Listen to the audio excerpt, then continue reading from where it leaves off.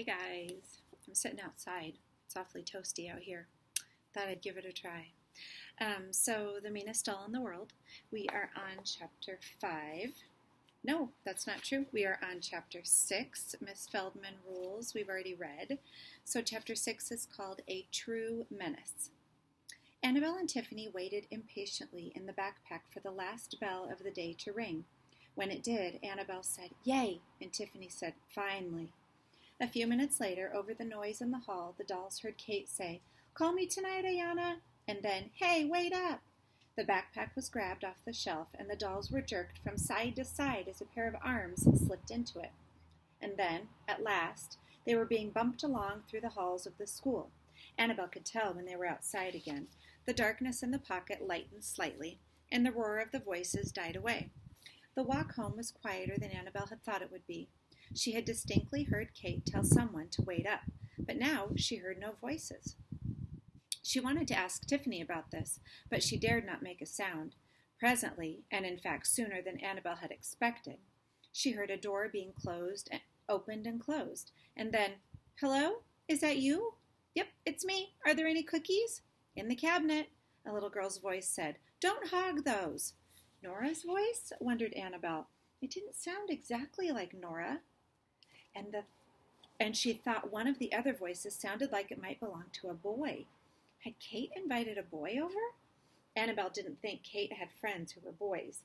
For the next hour, Annabelle and Tiffany sat silently in the backpack, listening to the voices and sounds around them. Annabelle held Tiffany's hand because she was growing nervous. Something was wrong. The voices were wrong. The sounds were wrong. Even the names were wrong. BJ and Callie? And Mom, which was wrong too, because Mrs. Palmer didn't come home from work until almost supper time. The only grown-up who should be home at all was Grandma Catherine. Without warning, the backpack was lifted off the ground and carried somewhere. Up a flight of stairs, Annabelle thought, then set down. The voices shifted and moved away. Downstairs, maybe. Annabelle heard thumps and the voices calling to one another, and doors opening and closing nearby. Finally, further away, car doors opening and closing. Eventually, she heard the car's engine start up and roar to life, then grow fainter. The house was silent. "Where do you think we are?" whispered Tiffany. "I don't know, but I have a feeling we're not in Kate's room." The dolls remained in the backpack until they guessed that half an hour had passed. They did not hear a sound. "Do you think it's safe to look out?" Annabelle asked. Tiffany nodded, and she and Annabelle stood up and peeked into the room. Annabelle's eyes widened. She swallowed hard. Next to her, Tiffany whispered, "Uh-oh, I think we're in the wrong house." Annabelle remembered the day before when she'd sat on the shelf above Kate's coat, looking down at the floor, and had thought she was the most scared she'd ever been.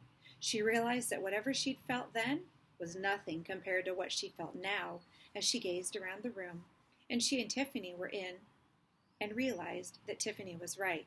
This was not a room in the Palmers' house. She and Tiffany had explored the Palmers' house much too thoroughly to have missed something like this. No, this was a bedroom she'd never seen before, and Annabelle was pretty sure it was a boy's bedroom. "Tiffany," said Annabelle, "we're in the wrong house, and it's Friday night. We won't even be able to try to get back to school until Monday. We've been away from home for 4 days. Our parents were probably panicking when we didn't come back last night. They must have been hoping and hoping we'd come back tonight. Now we won't be able to get home until Monday, and we might not even get home then. What if whoever this backpack belongs to doesn't take it to school on Monday? What then? What if someone sticks the backpack in a closet, forgets about it, and—" "Annabelle, for heaven's sake, stop saying things like that. Let's wait and see what happens on Monday. If we can't get back to school in the backpack, we'll go in a lunchbox or something. I'm not going to worry about that now. Let's just try to get through the weekend." "I'd give anything to be stuck in that soap dish again while Nora plays Miami Beach a go-go," said Annabelle. "How did we get in the wrong backpack anyway?" "The scarf must have been moved," replied Tiffany. "I bet it got shoved aside, and we climbed up the coat that was next to Kate's. We heard her voice in the hall, remember? So she was nearby." Annabelle sighed. She gazed around the room. "Look at this mess," she said. Annabelle had never seen a bedroom with so much stuff in it. Even Nora's messy room was tidier than this. The floor here was an ocean of paper scraps, glue bottles, crumbs, empty pretzel bags, plastic lizards, dinosaurs, Lego pieces, cardboard tubes from paper towel rolls, seashells, tiny metal trucks, and open paperback books.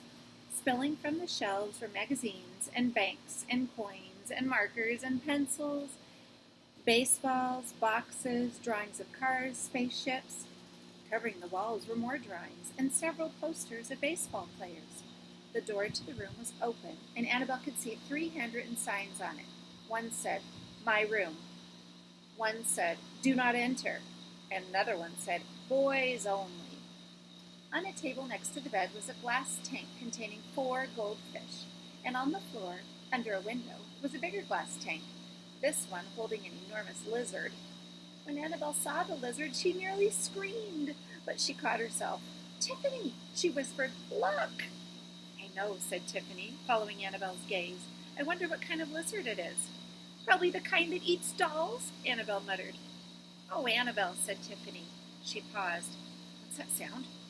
"What sound?" "Shh, be quiet. Listen for a minute." Annabelle held herself very still. She heard the faraway hum of a refrigerator, the whoosh of a car outside, and then, from very nearby, chirp, chirp, chirp, chirp. Annabelle glanced at Tiffany, and Tiffany raised her eyebrows. Chirp, chirp, chirp.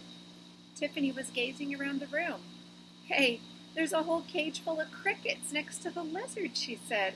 "Oh, ew," cried Annabelle as her eyes settled on the crickets. "Poor things. You know what they're for, don't you, Tiffany?" "No. What?" "They're the lizard's food." "The lizards eat live crickets?" "Alive," said Annabelle. "That's disgusting." All right, so I want to show you. Here's the room. At the very bottom down here, you can see the girls in the backpack. And then you can see all the things in this messy, messy boys' room.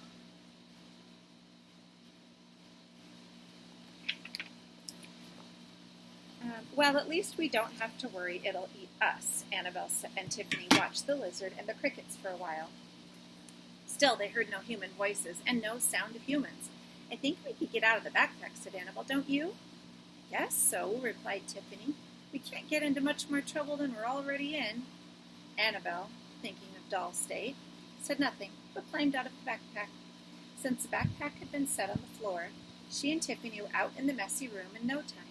They began to wade through the papers and crumbs and trucks and dinosaurs. "Ah!" screamed Annabelle as she came face to face with a lizard that was exactly as tall as she was. "Relax, it's plastic," said Tiffany. Annabelle grabbed Tiffany's hand and clutched it as they continued across the room. They were approaching several metal racing cars that Tiffany hoped she could fit in, when out of the corner of her eye, Annabelle saw something move. She whirled around in time to see 2 dolls. A small one, followed by an absolutely enormous one, enter the room. Annabelle tugged on Tiffany's hand, pointed to the dolls, put her finger to her lips, and pulled Tiffany behind a hill of wadded papers. Cautiously, she and Tiffany peered around the hill. Annabelle saw that the small doll, who was taller than Annabelle, but still much smaller than the other doll, was dressed as a princess. She wore a glittery lavender dress and lavender slippers with silk ribbons that twined and crisscrossed up her legs. On her head sat a lavender crown studded with plastic rubies and emeralds, and in her hand was a wand topped with a sparkling star. The large doll was, Annabelle guessed, almost as tall as Nora, and she was wearing a short dress and a pair of shoes that Annabelle was pretty sure would fit Nora also.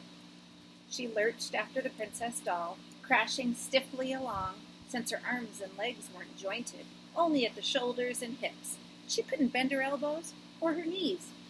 "What on earth?" Tiffany whispered. Then, as she glared at the giant doll.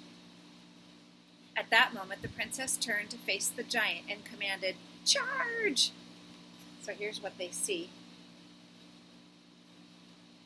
"Ah, it's the Meanest Doll!" Annabelle completely forgot about being quiet. How did they even know we're here?" she squeaked to Tiffany. But Tiffany nudged her, shaking her head, and Annabelle saw the princess point, not at them, but across the room. As she watched, the giant lurched forward, nearly smashing into a group of small dolls huddled beneath the table. The dolls screamed and scattered, looking, Annabelle thought, for better places to hide. "After them!" the princess shouted. The giant changed directions and stomped after the fleeing dolls. Annabelle and Tiffany locked eyes. They didn't need to speak to know what they must do. They leapt to their feet and ran from behind the hill of papers. Tiffany raised her arm. "We'll help you," she cried. "Go hide in that backpack." One of the dolls, who was Annabelle's size and wearing yellow pajamas and a pair of fuzzy yellow slippers, said, "There's too many of us. We don't have time." She glanced wildly around the room. "Quick, in there." "Us too?" asked Tiffany. "Yes, hurry." Annabelle and Tiffany followed the dolls through the low doorway of a strange structure, and Annabelle, peeping through a narrow window, saw the giant's shoe smash down on the spot where they'd just been standing. All right, guys, so here's where they are.